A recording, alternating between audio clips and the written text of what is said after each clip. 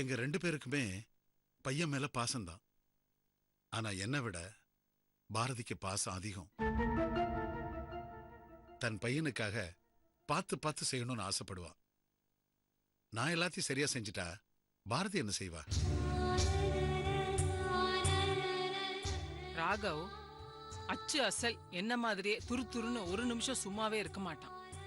ஏதாவது ஒரு டிராயிங்கோ கலரிங்கோ பண்ணுடான்னு சொல்லிட்டு நான் கிச்சனுக்குள்ள போனா என் புடவை தலைப்பைய யாரோ இழுப்பாங்க. பார்த்தா அவன் முடிச்சிட்டேன்னு சிரிச்சிட்டு வந்து நிப்பான். அவ்வளோ ஒரு ஃபாஸ்ட்.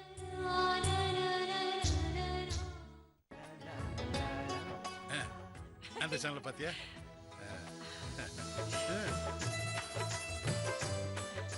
ஸ்போர்ட்ஸ் ராகவ் பிடிச்சது.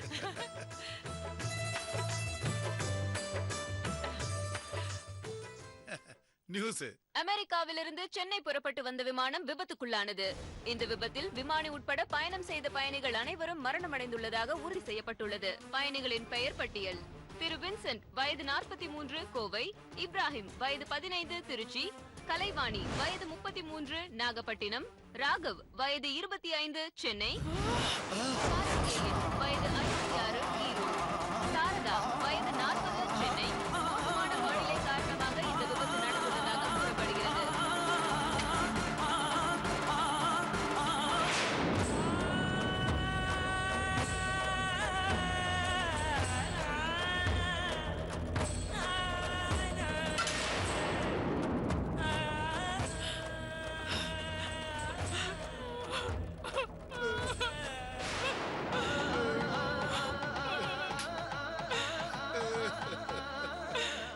என்னங்க நம்ம ராகவ் நம்மள விட்டு போயிட்டா.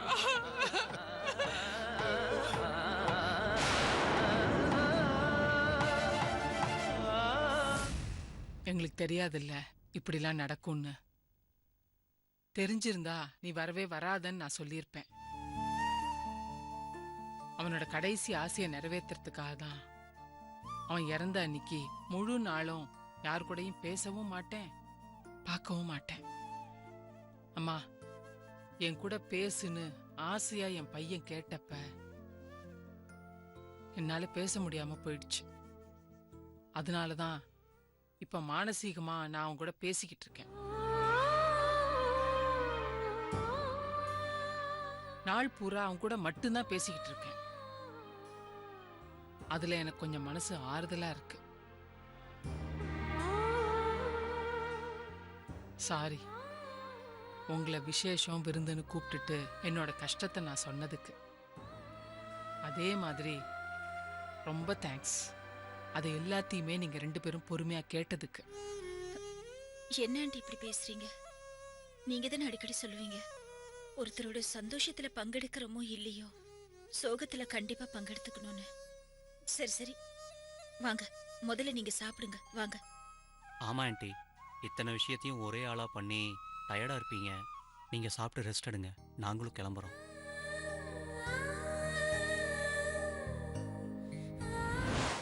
சுஜாதா, யாருக்கு இப்ப நீ போன் பண்ற? இதோ இந்த ஆட்டோக்காரருக்கு தான், பக்கத்துல தான் இருக்காரு, போகும்போது கூப்பிடுறேன்னு சொன்னேன். எதுக்கு ஆட்டோ கிட்டோலாம்? முரளி பைக்ல தானே வந்திருக்காரு. முரளி, நீங்க கொஞ்சம் சுஜாதாவை அவங்க வீட்டுல டிராப் பண்ணிட்டு போங்களேன். ஐயோ ஆண்டி வேண்டாம், அவருக்கு எதுக்கு சிரமம், நான் ஆட்டோலயே போய்க்கிறேன் ஆண்டி. முரளி சிரமம்னு உங்ககிட்ட வந்து சொன்னாரா? சொல்லல. முரளி, நீங்க கொஞ்சம் கூட்டு போ ஆண்டி. ஏன் நீ ஸ்ட்ரைக்குனாதான் அவரோட பைக்ல போவியா? போ, போய் உட்கார், போ போமா. என்ன? போமா, போ. சரிங்க ஆண்டி. போயிட்டு வரேன் ஆண்டி. வரேன் அங்கிள். போயிட்டு வா.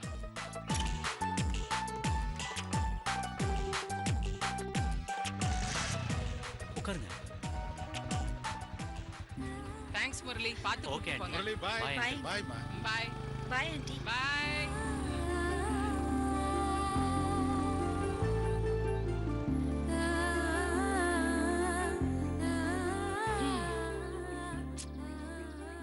இது கடைசி வரைக்கும் தொடரணும்னு நான் நம்புறேன்.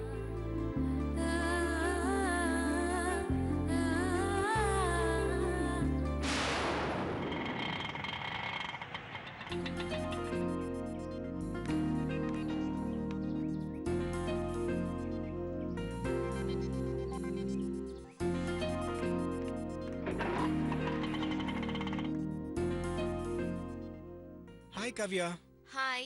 என்னடா ரெடி ஆயிட்டியா? நான் 1/2 மணி நேரத்துக்கு முன்னாடியே ரெடி. நீ தான் சொன்ன நேரத்துக்கு வரல. எல்லாம் உனக்காக தான் பிள்ளையார் கோயிலுக்கு போய் உன் பேருக்கு அர்ச்சனை பண்ணிட்டு வரேன். இந்தா குங்குமம் எடுத்துக்கோ.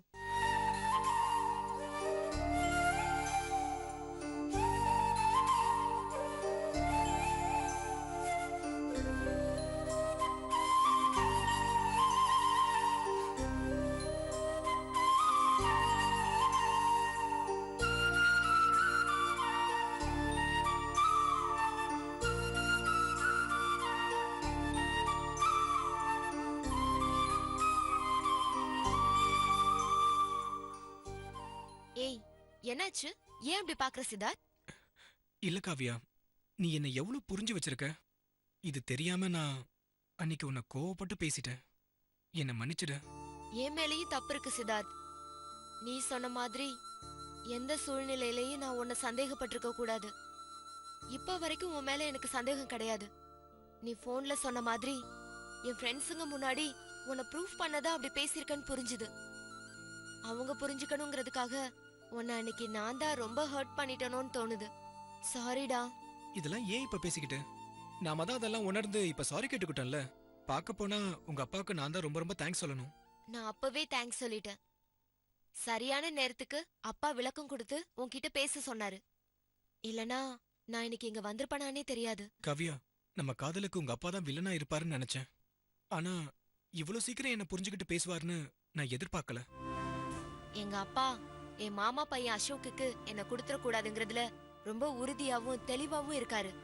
அதனால உன்னோட இமேஜ் அவர்கிட்ட உயர்ந்துடுச்சு. பேசிட்டே இருந்தா நேரம் போறதே தெரியாது. வா ஆட்டோல போலாம். அதெல்லாம் வேண்டாம் காவ்யா, கம்பெனி வண்டியில போலாம். பாத்தியா, இப்பவே உனக்கு டைரக்டர் கெத்து வந்துருச்சு. ப்ரொடக்ஷன் மேனேஜர் தான் கால் பண்றாரு. சொல்லுங்க சார்.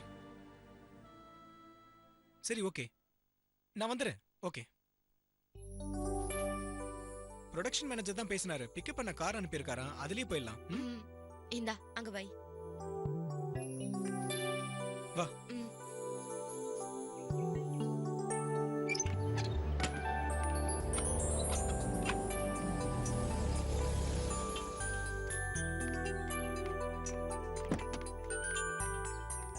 சார் ரெடிங்களா? போலாங்களா?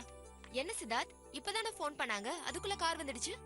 அண்ணே, SMK ஃபிலிம்ஸ்ல இருந்தா வரீங்க? ஆமாங்க சார், அங்க இருந்தா வரேன். உங்களுக்கு கூட்டிட்டு சொன்னாங்க. மேனேஜர் இப்பதான் போன்ல சொன்னாரு. அதுக்குள்ள எப்படி அனுப்புனாரு?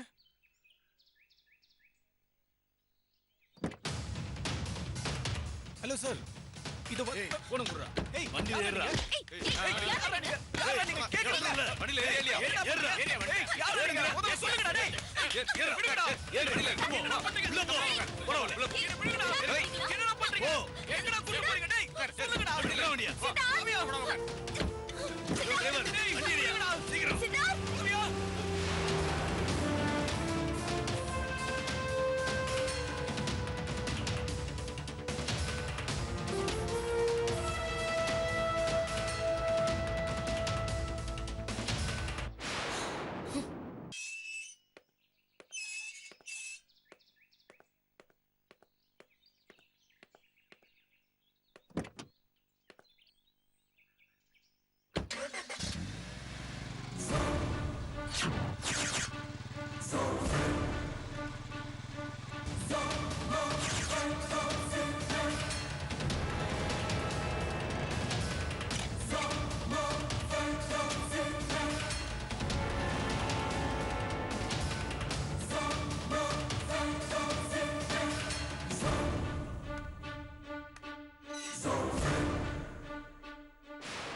ஆண்டி, ரமேஷ் இல்லையா? யாருப்பா நீ? நான் அசோக், ரமேஷோட ஃப்ரெண்டு. ஓ, நீதான் அசோக்கா? உன்னை பத்தி அடிக்கடி சொல்லுவான்ப்பா. ரமேஷ் ஒன்னும் இல்லையா? இல்லப்பா, நீ வரதுக்கு முன்னாடி தான் போனா. நீ ஒரு ஃபோன் பண்ணிட்டு வந்திருக்கலாம்ல? கால் பண்ண, நாட் ரீச்சபிள்ல இருந்தது. அதான் நேர்லயே வந்து பாத்துடலான்னு. சரி ஆண்டி, நான் வரேன். இருப்பா. அர்ச்சனா, தம்பி நம்ம ரமேஷோட ஃப்ரெண்டா, பேரு அசோக். ஹாய். ஹாய். போய் ஒரு காஃபி போட்டு எடுத்துட்டு வா. இது எடுத்துட்டு வரதே. நீ உட்காருப்பா.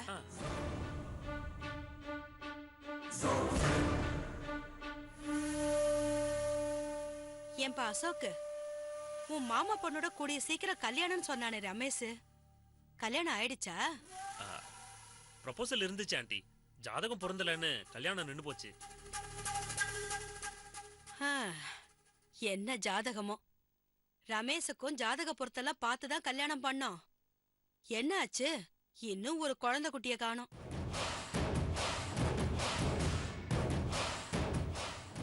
என்னங்க? Thanks aunty. குழந்தை பிறக்காததுக்கு நிறைய காரணம் இருக்கு. எந்த குறையும் இல்லாதவங்களுக்கு கூட குழந்தை பிறக்காம போகுது. அதுக்கு நாம என்ன செய்ய முடியும்? சில கேள்விகளுக்கு ஆன்சரே கிடையாது ஆண்டி. எங்க வீட்லயும் அதே கதைதான். 2 பேருக்கும் எந்த குறையும் இல்ல. ஆனா 2 வருஷம் ஆகியும் குழந்தை இல்ல. ரமேஷ் எல்லா விஷயத்தையும் சொன்னான். ஹாஸ்பிட்டல் போனது, டெஸ்ட் ரிப்போர்ட்டு, எல்லாத்த பத்தியும் சொல்லிட்டு இருந்தான்.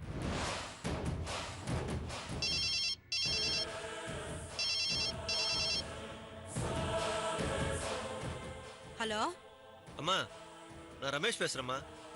செல்ஃப்ல என் பர்ஸ் இருக்கான்னு பாரு. ஒரு நிமிஷம் இருடா. அர்ச்சனா, ஷெல்ஃப்ல ரமேஷோட பர்ஸ் இருக்கா பாரு.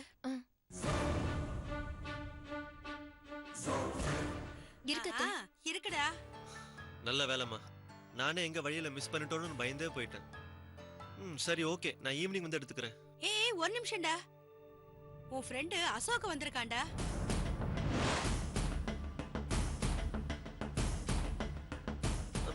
அசோக்கா? ஆமாண்டா. எதுக்கு வந்திருக்கான்? உன்னை பார்க்கதான் வீட்டுக்கு வந்திருக்கான். இல்லன்னு சொன்னியா? சொன்னேன்டா. அவன் போறேன்னு தான் சொன்னான். நான் தான் காஃபி சாப்பிட்டு போலான்னு சொன்னேன். ரொம்ப முக்கியம்மா.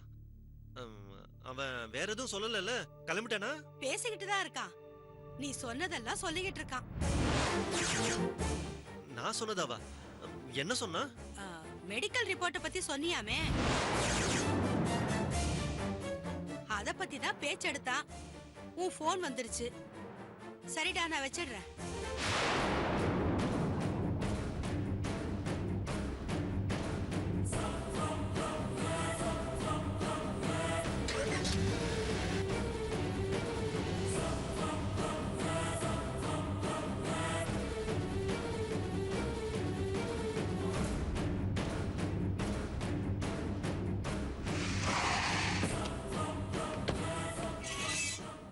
கவலையப்படாதீங்க ஆண்டி, ரமேஷ்க்கு அது மாதிரி எதுவுமே ப்ராப்ளம் வராது. அசோக், வாடா ரமேஷ். டேய், அத நான் கேட்கணும்டா. எப்போ வந்த? என்ன விஷயம்? நான் வந்து கொஞ்ச நேரம் தான் ஆச்சு. உன்னை பார்க்கலான்னு வந்தேன். நீ வெளில போயிருக்கேன்னு அம்மா சொன்னாங்க. அதான் என்னையே நான் அறிமுகப்படுத்திக்கிட்டேன். எனக்கு ஒரு ஃபோன் பண்ணிருக்கலாம்ல? பண்ணண்டா, நாட் ரீச்சபிள்னு வந்தது. அதான் வீட்ல வந்து விசாரிச்சுட்டு போலான்னு வந்தேன். நீ என்ன தேடி வந்திருக்கீன்னா ஏதாவது முக்கியமான விஷயமா தான் இருக்கும். சரி, வா, வெளிய போய் பேசலாம். அம்மா, பர்சங்க இந்தாங்க. வரேன் ஆண்டி. சரி, விட்டுட்டு வந்துடுறேன். சரி.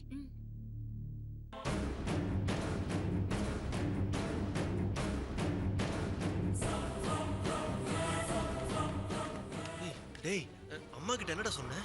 மெடிக்கல் ரிப்போர்ட் அது இதுன்னு சொல்றாங்க. நான் சொன்னது ஏதாவது சொல்லிட்டியா?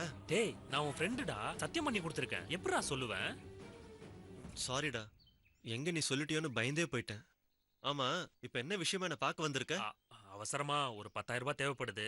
அதான் உன்கிட்ட வாங்கிட்டு போலான்னு வந்தேன். என்கிட்டயா? 10,000? டேய், இல்லன்னு சொல்லாம நீ தருவன்னு நம்பிதானடா வந்திருக்கேன். உன்ன மாதிரி உண்மையான ஃப்ரெண்டு எனக்கு யாரா இருக்கா?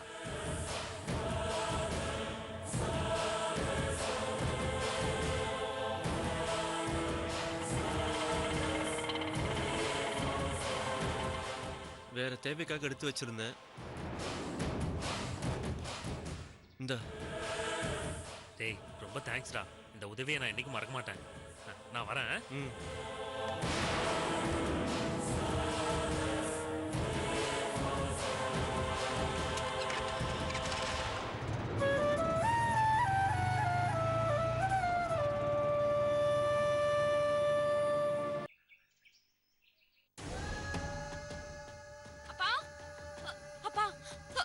என்னம்மா, எதுக்கு அப்பா வேலை விடுற?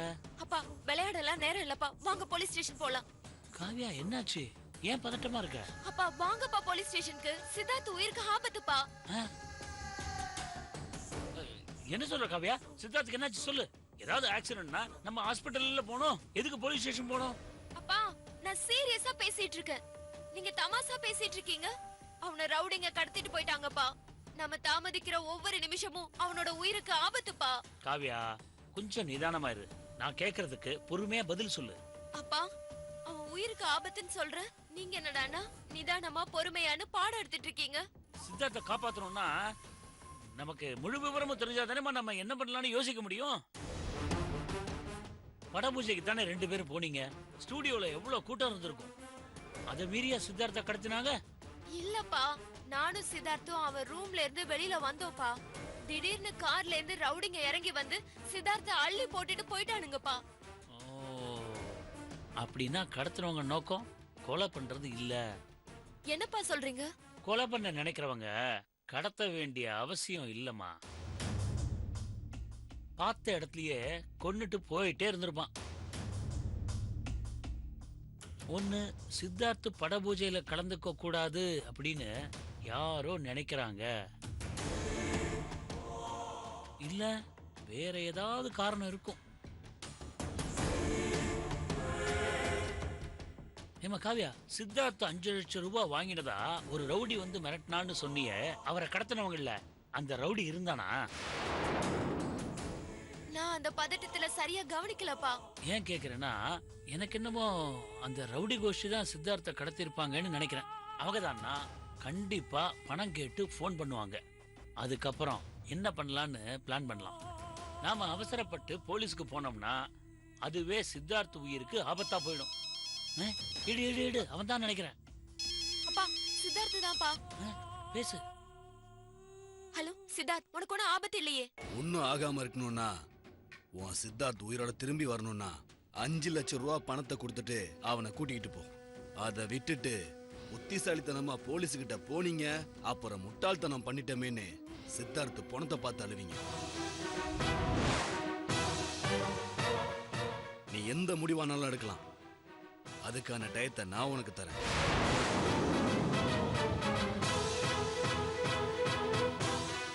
காவியா, என்னம்மா இங்க கூட என்கிட்ட கொடுமா. இருமா, நான் பேசுறேன். சார், ஹலோ சார், நான் சந்திரசேகர் பேசுறேன், காவியாவோட அப்பா. உங்க டிமாண்ட் என்னன்னு என்கிட்ட சொல்லுங்க, நான் அதுக்கு ஏற்பாடு பண்றேன். பெரிய மனுஷன் தாயா.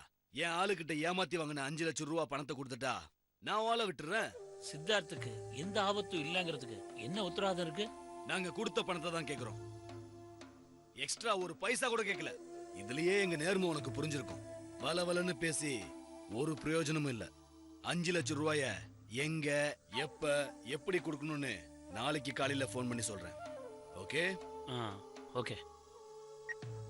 என்னப்பா சொல்றான் அவன்? அவங்களோட டிமாண்ட் 5 லட்சம் ரூபாயாமா. எங்க எப்படி கொடுக்கணுங்கிறத நாளைக்கு போன் பண்ணி சொல்றேங்கிறானுங்க. அதெல்லாம் தேவையில்லப்பா. யாரோ நல்லா தெரிஞ்ச ஆள் தான் நம்ம கிட்ட கேம் விளையாடிட்டு இருக்காங்க. என்னமா சொல்ற? ஆமாப்பா, முதல்ல நாம போலீஸ் கிட்ட போலாம். சித்தார்த்தோட போனை ட்ரேஸ் அவுட் பண்ணி அவங்க இருக்கிற இடத்தை கண்டுபிடிக்கலாம்ப்பா. சித்தார்த்தையும் மீட்டெடலாம்ப்பா. அது சித்தார்த் உயிருக்கு ஆபத்தா போயிடுமா? போனை சுவிட்ச் ஆஃப் பண்ணிடுவாங்க, இல்ல அந்த இடத்த மாத்திட்டு போயிட்டே இருப்பாங்க. வேணாமா, இந்த ஐடியாவே வேணாம். நமக்கு பணம்லாம் முக்கியம் இல்லம்மா, மைண்டட். அப்பா உடனே 5 லட்சம் ரூபாய்க்கு எங்கப்பா போறது? அது என்னோட பிரச்சனைமா, நான் பாத்துக்கிறேன். நீ கவலைப்படாம இருமா. எதை எப்படி பண்ணலாங்கிறத அப்பா முடிவு பண்ணிக்கிறேன். என்னடா முறைக்கிற? இங்க நான் தான் டைரக்டர், நான் சொல்றபடிதான் நீ கேட்கணும்.